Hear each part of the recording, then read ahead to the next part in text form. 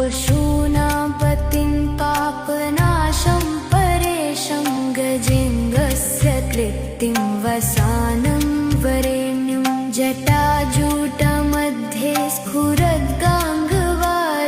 महादेवमेकं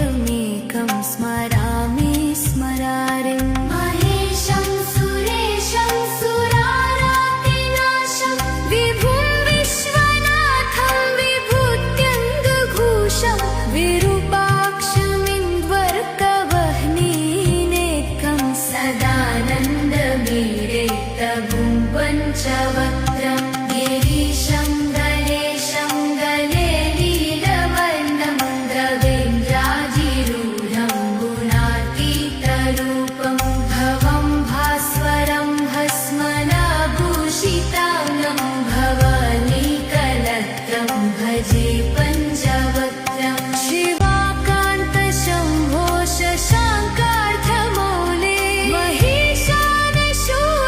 जटाजूटधारिं ममेको जगद्व्यापको विश्वरूप प्रसीद प्रसीद